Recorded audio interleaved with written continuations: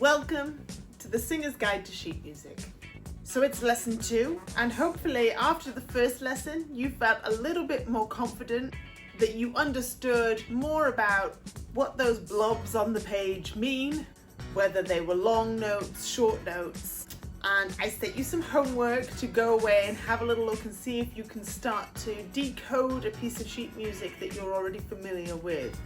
So hopefully you did okay with that. Now I am presuming that there will be things that you came across whilst you were looking at that may have made you question what certain other things on the page were, and that's great because we're going to help you figure all of that stuff out through this course of lessons, and there's plenty of time to work it out. Today we're going to learn a little bit more about rests. So moments within a song where we don't sing. There are very few songs where you sing continuously all the way through the song without any gaps. Most songs have moments where you pause at some point or another. Some have longer pauses, some have shorter pauses. So being able to recognize the symbols on the page that tell you to be quiet for a little bit is important. So we're going to look a little bit about that, and we are going to go back through a little bit of what we did last time and just make sure you were able to do that homework. We're going to have a go at doing a piece together, and as we look at that I can begin to draw your attention to some of the other things on the page, so again you understand what is relevant to you and which pieces you can completely disregard because they are for your accompanist and not for you as the singer. Let's get started. So I want us to look together at a piece of sheet music. So I've chosen Swing Low, Sweet Chariot. I'm presuming it's a song most people are familiar with already, but I want you to have a look at this original piece of music so that we can kind of decode what the original version of this song was intended to be sung like. And then it's interesting for us to understand how over the years people have taken this song and begun to change the rhythm slightly to make it sound more relevant to either the era that they are in or the feel that they're trying to portray. Let's have a look at this song. So here we see the piece of music, and the first thing you'll notice is the words voice and piano right at the beginning there. So this is actually labeling it for you. It's making it very easy for you to see which line you need to be looking at. Like I said in the last lesson, the other indicator is that the vocal line, the bit that we're looking at, the bit that we're going to be singing, has all the words written directly underneath the notes. Now we have one line. We call that a stave, because when I say one line, I mean one line of text there. A stave is made up of various lines, okay? And we'll go into that a little bit more in one of our other lessons. But for now, I just want you to generally understand that the higher up the stave that the note is written, the higher up we're going to be singing. And the lower down the stave that the note is written, the lower down we're going to be singing. Okay? So you can see that the first word that we sing, swing, is higher than the next word, low. So that tells you that we're going to be jumping down there. But that's less important to me because I know that you already know the melody of this song. So I don't need to be teaching you how to find the melody right now. What I want you to understand is how long these notes are. So this is in bars of 4 beats, this piece of music. So we're counting 1, 2, 3, 4. That's our steady beat. And you can see that there are 2 bars without any of those notes in them. There is something in those bars, and we're going to go into that shortly. Those are rests. So that's telling us that there are 2 full bars where we don't sing anything, okay? Now it's also interesting to note that they've written slowly at the top there. So they've not given us a specific tempo. Sometimes you get given so many beats per minute, and you would need a metronome really to make sure that you were absolutely precise with that. But this is just indicating that this is a slow beat, not a quick one. So they don't want us counting 1, 2, 3, 4. They want us 1, 2, 3, 4. So that's the beat that we're going to do. So the first bar that we start singing on, the words are swing, low, sweet. And here we've got swing is on a crotchet beat, so it's 1 beat. Low is on a minim, so it's worth 2 beats. And then sweet is on another crotchet, 1. So we've got swing low, sweet. So there's our 4 beats. Okay, that's a nice simple bar to get us started with. I'm hoping that you're all okay with that bar. That makes sense. You're able to follow that it is 1 beat on swing, 1 beat on sweet, and 2 beats on low in between. Swing low, sweet. Okay, so now this next bar gets a little bit more complicated because here comes some dots. Now, do we remember what the dots do? A dot after a note like that multiplies that note by 1.5.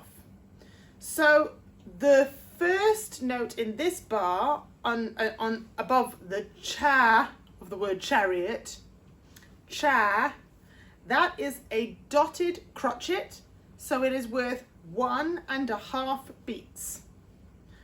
1.5 beats. But the next note there, that the I is underneath, chari, it is on a quaver, which is worth 1/2 beat. Well done. Okay, so we've got 1.5 and then half. So we've got chari, chari. Okay, so it's 1.5, then the other half is the next bit. Chari. Got it? And then this next part, ought. Now this changes notes, so there's only 1 syllable to sing here, but there are 2 different notes. You can see it moves downwards. So the first note we sing for a quaver beat, so 1/2 beat. And then the next note we hold for 1.5 beats because that's another dotted crotchet. So that chariot goes chariot.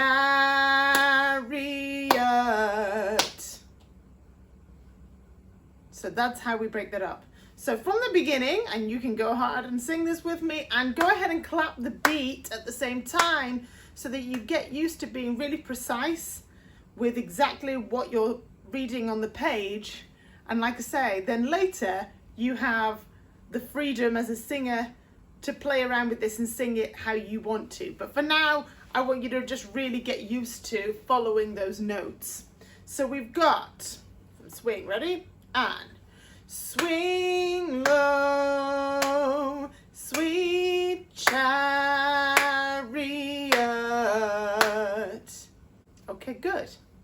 So then this next line, this next bar, the words are coming for to carry me. That's all in that bar. And here we're going to see, again, some more of the complicated notes that we talked about. So you can see under the come, this is not quite a quaver because it's got 2 tails dangling. So when it's got 2 tails dangling, we call that a semi-quaver. Semi meaning half, like think semi-finals. Semi meaning half, so half a quaver. So now instead of it being worth 1/2 beat, it's now worth 1/4 beat. Yes, so remember, every time you add one of those extra tails on, it halves the length of the note again. So here we've got come is a short 1/4 beat note. The ing, here we've got a dotted quaver. So there's only 1 tail on it, so it's just a quaver, but the dot after it, remember, multiplies it by 1.5. So here we've got a 1/4 beat, and then 1.5 a quaver makes 3/4. Again, it's all maths.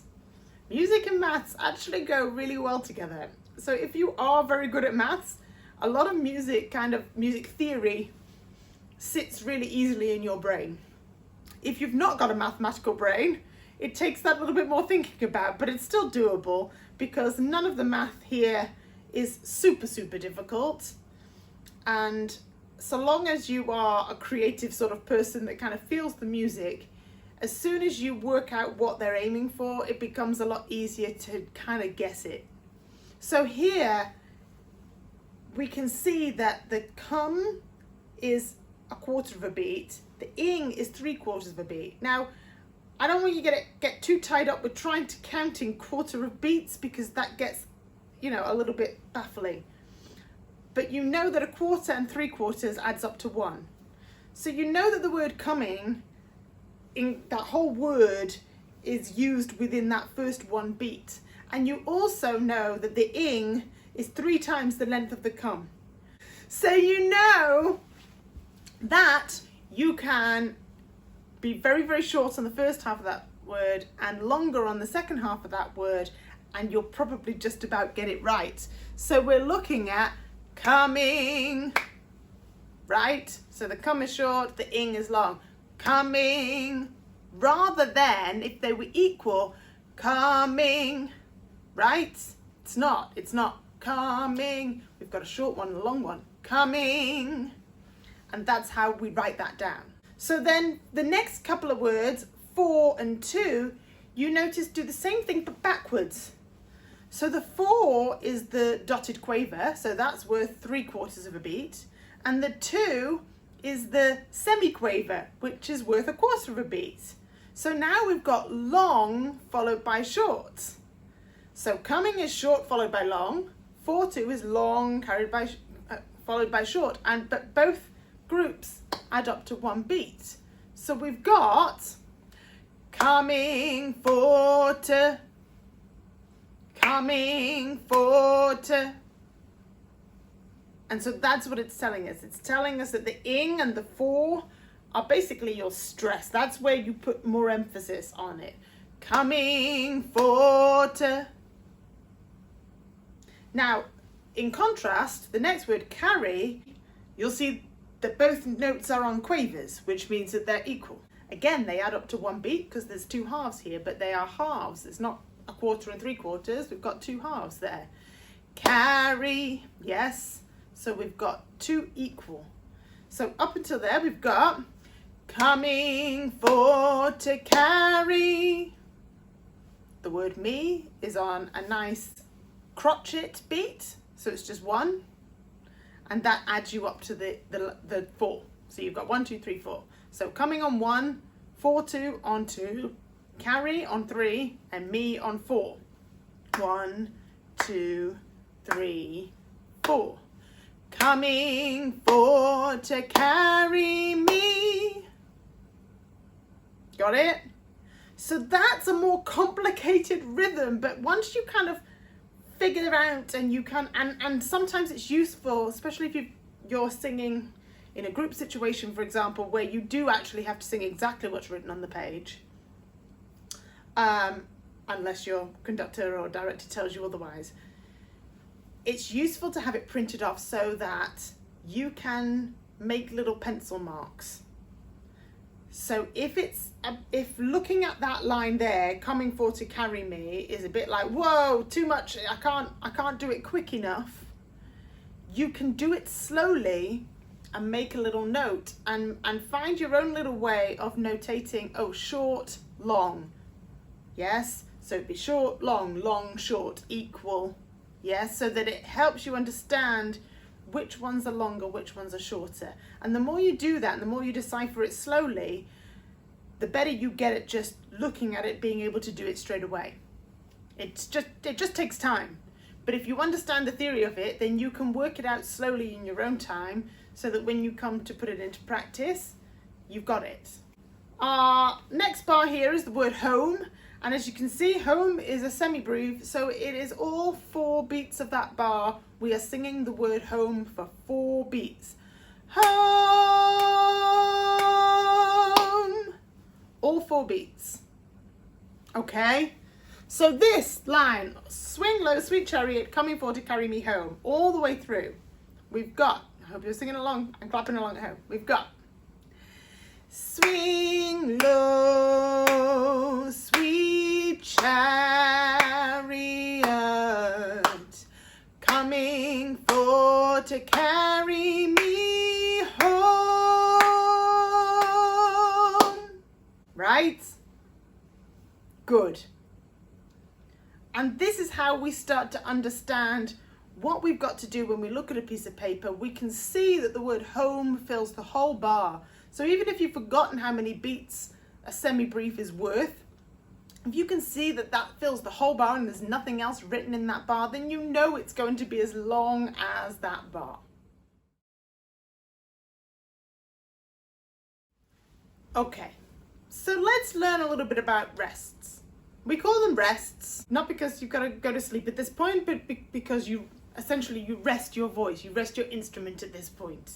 So in a piece of sheet music, if we want to indicate that the singer needs to be quiet at that point, then they put in a rest in the music. And because we need a variety of different lengths of pauses, there are a variety of different symbols that all indicate what your rests are. And for every note that we've been through, our crotchets and our quavers and so on, there is a rest symbol that matches, basically. So let's go through our note lengths and have a look at the rest that is the equivalent length to that note. So let's start with our crotchet. So our crotchet, remember, looks like this. Somebody commented that they said it looked a bit like a golf club. Yes, it can do. Just as a side note, this tail on our note, I am showing you all of these notes with the tails sticking up. But depending on where they are written on the stave, sometimes the tails fall downwards. Now that doesn't change anything about the note. That is purely because it looks a bit neater. That's all. So it can look a little untidy if the tails are sticking a long way up over the top of where the stave is. So if the notes are written high up, they tend to draw the tail coming downwards rather than upwards. So if you came across that when you were looking at your music at home, it doesn't mean anything other than they just wanted to make the music look neat and tidy. Okay? So here is our crotchet. This is our one beat, our T. Now we have our equivalent rest, and this one is probably the one that you're most likely to have come across just in the general world, because it's this squiggly symbol here, and this is a rest that lasts one beat. Now essentially, if you had a 4-beat bar with no singing in it at all, you could in theory just put 4 of these rests next to each other, but that's not the done thing. And you won't find that ever. So we have a variety of lengths. So this is our crotchet beat rest, the squiggle. That's the equivalent T. Think about dripping your tea all down here. There we go. All right, so now let's move up in the word. Let's go to our minim. So our minim is worth 2 beats, remember? This is our milk sound. Okay, so this is our 2-beat note. Now, to do a 2-beat rest, we basically fill in half the bar with this tiny little square.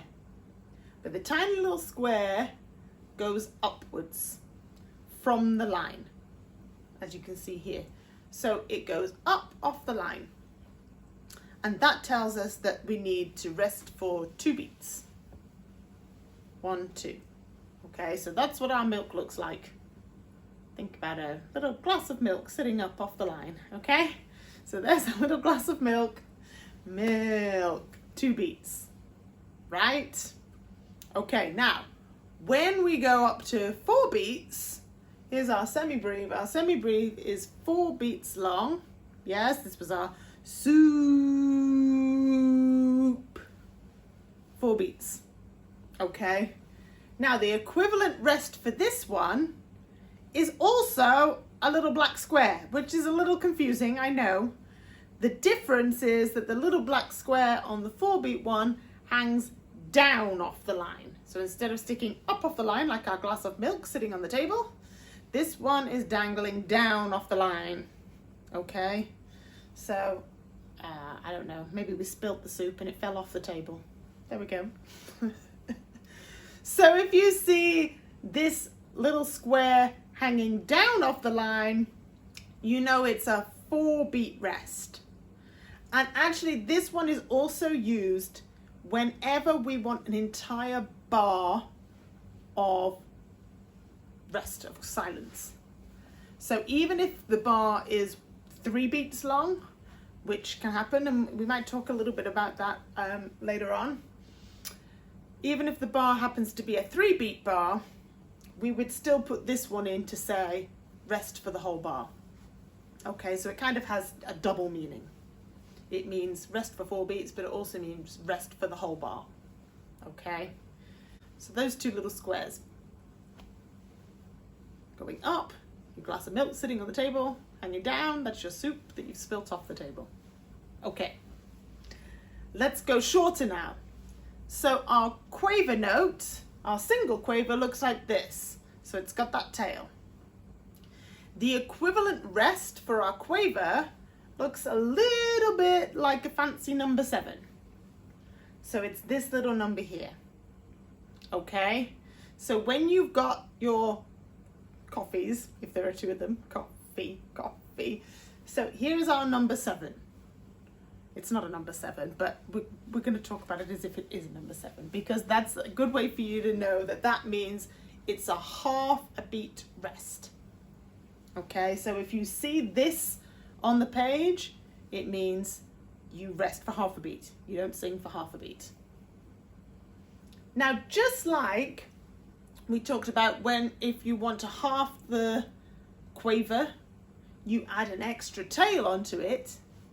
If you want to half the quaver rest, you also add another tail or head, whatever you want to call that, another line onto it. So it looks like this.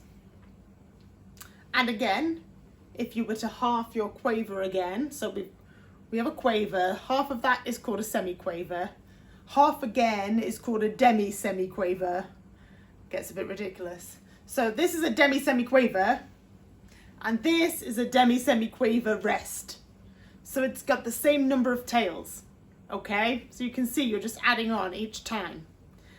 And again, if you want to half it again, we get a hemi-demi-semi-quaver. I know it's ridiculous, but that's what they call it.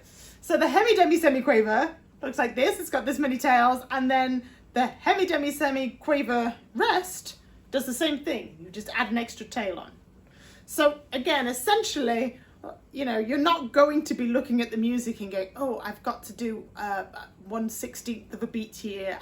You know, you're not going to do that. But if you see something with this many tails on it, you generally just know at that point that is like barely even thinking. That's just the tiniest of tiny little pauses there. So if anything, it's usually thrown in just to fill and add up to 4, essentially. So those are all your rests. So within a piece of music, you can, again, create more what they call syncopated rhythms, where you are pushing and pulling and pausing and going, and you get a lot of that in kind of jazz music. So instead of singing, for example, if we do Swing Low, Sweet Chariot, instead of singing swing low, sweet chariot, you know, they might do swing low, sweet chariot, coming for to carry me home. By basically adding in extra rests, shortening or lengthening certain notes, you can sing the same song, but you change up the rhythm ever so slightly. And like I say, that is the beauty when you are a soloist, is that you take what's written and then you interpret it and essentially change it ever so slightly so that you can put your own rhythm onto it. And that's what makes for, you know, an interesting artist when you are performing as a soloist, is someone who can take something and you know, just change a few bits here or there and make it into their own version. If you take someone like Eva Cassidy, for example, she was a master at doing this. You know, her version of Somewhere Over the Rainbow, it's still recognizable as the song Somewhere Over the Rainbow, but she changed so many of the rhythms and some of the melody enough that it was unique to her. It was very much hers. So a really accomplished singer will do that, and having the sheet music is useful for you to have that base to start from and go, okay, well, here's what was initially intended. Here's how the songwriter who wrote this song envisaged this song. Let me see what I can do to push and pull this a little bit, but still have it all adding up to groups of 4, because it's still got to fit within the rhythm and the beat of the song. But can you push and pull? So instead of having 2 quaver beats, could you change it up so that one was a quarter of a beat and one was 3/4 of a beat? If you do that, suddenly it becomes that little bit more interesting. Okay, great. So we've got some pauses here. We've seen our rests. Let's have a go at trying out some phrases like we did last time, but adding in some rests and see how we do with that. Okay, here's your challenge. So I'm going to put this music up on the screen. I want you to do like we did in the last lesson. I want you to pause the video and have a go at figuring out when you should be singing, when you shouldn't be singing, how long each note is. And you can go ahead and pick a note to sing it on, or make up your own melody as you go. What we're most interested in still at this point is the rhythms. So how long each note is and how long you have to pause for. So remember, keep yourself a steady beat. We're still just looking at 4 beats in every bar to keep things simple while we introduce this. Keep counting in 4s. 1, 2, 3, 4. Have a go. See if you can figure out this phrase. Okay, how do we get on? Let's go through it all together and let's see how well you did, shall we? So our first bar, the word I is on a crotchet, 1 beat. Yes, I. Then we have this squiggly rest. Now the squiggly rest is a 1 beat rest. Now if you couldn't remember that, here's another little simple way for you to figure it out. Because hopefully you will know that this next note on top of the word wish is a minim, which is worth 2 beats, sorry. So if we've got I, which is worth 1 beat, and wish, which is worth 2 beats, that only adds up to 3. So by process of elimination, this squiggly rest must be 1 beat, because that's how much we need it to be to add up to 4, okay? So we always have to fill our bar up to 4. We can't just leave spaces. That's why we need these rest markers, so we know exactly how long we have to wait before singing the next note. If we just left a space, it wouldn't be clear enough, and we'd just presume we had to just carry on straight into the next note. So that's why these rests are here. So now we've got our rhythm. We've got I, rest, wish. I, rest, wish.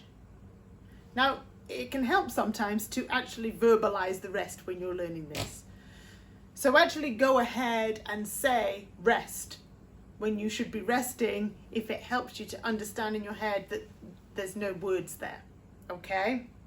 So now let's look at the second bar. So the second bar, we've got I could be a bird and. So I could be a are all written under these tied together quavers, okay? So they're all half a beat each and they're all nice and equal, nice and simple here. I haven't been so mean as to put any dots in here yet. So I could be a is the first 2 beats of the bar, because each of them are worth half, right? I could be a. Now what happens after that is that we get this little marker here. It looks a little bit like a number 7, remember? And the one that looks a little bit like a number 7, again, is your half beat rest. So this is a quaver. This bar is full of quavers. They're either quaver notes where you are essentially singing, or they are quaver rests.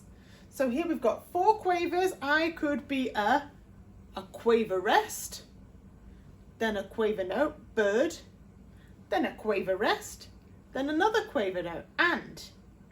So this is going to create a little bit more of that syncopated rhythm that I was talking about before, where you kind of push and pull and you don't come in quite so precisely. So here we've got, I could be a bird and. So you are doing the words bird and the words and on the half beat. So again, if I do that clapping like we were doing last time and I emphasize the half with my hands like this, we'll do it all together. Give it a try. Ready? We've got, I could be a bird and. So you see the clap is the rest. The rest is on the 3. We say the word on the and, right? So that again, you've got, I could be a bird and. Does that make sense? So again, if you want to add in the word rest for now, just to help you, we would do, I could be a rest bird, rest and. Oh, it's not easier. That's a lot of words to try and fit in. Again, it depends how quickly you make your beat. If you make your beat really quick, then yeah, you're not going to fit the words rest in. But if we're doing it really slowly, 2, 3, 4, I could be a rest bird, rest and. Right? So you could throw the words rest in there to help you. Or, even better, say the word rest in your head and then be quiet. So you've got, I could be a bird and. Good. So we've got some rests in there. So the next bar, we've got I would fly. So the I is on a crotchet beat, 1 beat. Would fly are on quavers, they're half a beat each and they're nice and equal for you. And then we've got another rest. Now here, the rest marker is sitting up off the line. Remember our glass of milk sitting on the table. That tells us it is a 2-beat rest or a minim rest. Yes? So this bar here, we've got I would fly. So we've got a 2-beat rest. So again, if I put the ands in, just to help you out, you've got I would fly. So there's a lot of resting going on, a lot of being quiet in this bar. And then that leads us into the final bar of this phrase. The word high is underneath one of our semi-breathes, so it is a 4-beat note. So we just carry on singing the word high all the way through. High.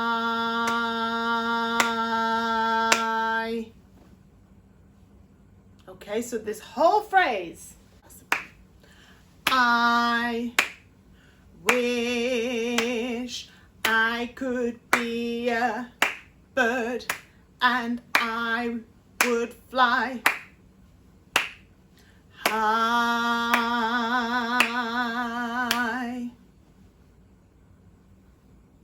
Did you manage it?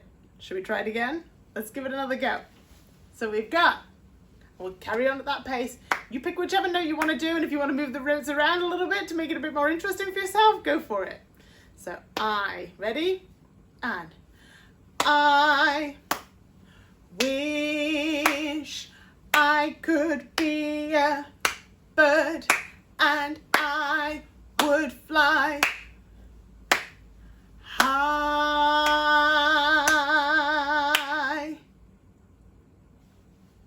That's it. If you want to go back through that again, do so. The beauty of these video lessons is that you can pause, you can rewind, you can go back over things. So if I'm moving too fast, don't carry on, rewind back, have a few more goes at something so that it makes sense to you and you feel like, yeah, I've got that. If you've not got it, go back through it. Well done. One final thing I just wanted to introduce to you today is how we understand and how we know whether a piece of music really has got 4 beats in the bar or whether it hasn't. Because although 4 beats in the bar is the most common, it's not the only length of bar we can have. Now you may have seen in your piece of music at the very beginning, and certainly you will have seen it in the piece of music I chose at the beginning, this. This isn't just your regular fraction, but it is kind of a fraction. So this 4/4 tells us that there are 4 crotchet beats in a bar. Now, do you remember how I said that in America, crotchets are called quarter notes? This helps this make more sense. Because when you've got 4 quarter notes to add up to your bar, that's how many are in, so you've got 4 beats in the bar. Okay? So we're always talking about 1, 2, 3, 4, as in 4 crotchets, right? That clapping, that beat would be equivalent if I were to write it in music of that 1, 2, 3, 4 crotchets. So when you see this at the beginning of a piece of music, 4/4, that is telling you straight away, the number on the top is telling you how many beats are in the bar, and the number on the bottom is telling you what sort of beat is in the bar. Okay? Now, the next most common one of these that you will find is 3/4. Okay? These are known as time signatures. So again, they're just helping us to understand how many beats are in each bar, so it helps us to count. So the next most common one that you will come across is 3/4. And that is telling us, top number 3 is telling us that there are 3 beats in every bar. And the number 4 at the bottom is telling us that those are quarter notes or crotchets. So there are 3 crotchet beats in every bar, right? Now, when I was searching for some music that was, well known, I did consider in my head, I was like, oh, maybe we could use Happy Birthday. But when I picked Happy Birthday out, I realized, no, that's not going to be any good because that is in 3/4 time. And to start off with, I've just been focusing on helping you divide things into 4s, right? But probably in the next lesson, we will have a little bit of a deeper dive into time signatures and understanding them. But I wanted you to understand that when we sing Happy Birthday, we don't count in 4s. Happy 1, 2, 3, 4. We count in 3s. 1, 2, 3. 1, 2, 3. Happy birthday to you. Happy 1, 2, 3. 1, 2, 3. And 1, 2, 3. 1, 2, 3. 1, 2, 3. 1, 2, 3. Whereas when we were singing Swing Low, Sweet Chariot, we count in 4s. Swing low, sweet, 1, 2, 3, 4. 1, 2, 3, 4. 1, 2, 3, 4. 1, 2, 3, 4. 1, 2, 3, 4. 1, 2, 3, 4. 1, 2, 3, 4. Right? Now, you can start to try and identify that when you're listening to music, and that's a good game to play, is to, when you hear a song on the radio, start seeing whether it divides easily into groups of 3 or groups of 4, because it will divide into one of those two. We do also have other time signatures that come into play. Certainly in more classical music, they played around with this more. So sometimes you will see time signatures where, for example, you might get 6/8. Now you might think that 6/8 is, well, that's the same fraction as 3/4, but it's just helping to divide things slightly differently. But for now, I want you to focus on the fact that most pieces of music that you pick up will either be in 4/4 or in 3/4 time signature. And that's just telling us there's either going to be 4 beats before the bar line comes in, or there's going to be 3 beats before the bar line comes in. So, little bit more homework for you. I want you to take the piece of music that you were looking at last time, and I now want you to go back and look at it again and see if you can identify where the rest markers are within the piece of music. So last week you were looking to see if you could figure out the note lengths as you went through there. Now I want to see if you can also work out the lengths of the rests that appear within the piece of music also. Now some music has got more than others, and depending on whether you choose something that is a little bit more traditional or whether you choose something that is a little bit more modern, you'll find that the more modern the music is, the more rests you will probably see within it. If you pick up something like Oh Danny Boy, for example, those sorts of traditional folky songs, because they were designed to be sung as a lone voice, tend not to have much in the way of gaps. So they want the voice to continue all the way through. Whereas when you pick up something more modern, like I say, in order to make the rhythms more interesting, there will be lots of pauses and gaps, lots of rests in amongst the words to make it a little bit more contemporary sounding, basically. So go back through the piece of music that you were looking at last time, figure out, make sure that you've understood all the note lengths to start off with. Now see if you can figure out the rest lengths in there, and also have a look for these time signature markers and see if you can work out, because you may well have picked a piece of music that actually isn't in 4/4. And if you did that, then you're going to find what we did last time, you're going to find completely frustrating, because you were probably trying to add it up to 4 and it wasn't adding up to 4. So if you happen to pick up a piece of music that does have one of these more complicated time signatures in, just be aware of that. If you want to swap to something a little bit simpler, do so. But just be on the lookout for time signatures. Somebody did ask me whether a time signature could change partway through a bar, and the answer to that is yes. It's not nice when they do that to you, but occasionally that can happen. With my choir that I lead, we did a version of Pink's Walk Me Home, and the time signature in that song is constantly changing from 4/4 to 3/4 into 2/4. So it's back and forth and back and forth and back and forth constantly, which makes for a really interesting song, because it's constantly kind of changing. Just as you think you know where it's going, it's going somewhere else. If you don't know the song, go back, you go and have a listen to it. It's a great song. But yeah, it's constantly changing the time signature. So yes, your song can do that, but if it does do that, it will tell you in the music, and you will see this fraction that will suddenly tell you, oh, it was counting 4 beats in a bar, but from this bar onwards, you're counting 3 beats in a bar. And it can do that for just one bar. It can just decide, composer could just decide, okay, for this one bar, there's only going to be 3 beats, then we'll go back to 4/4, just to mess with you.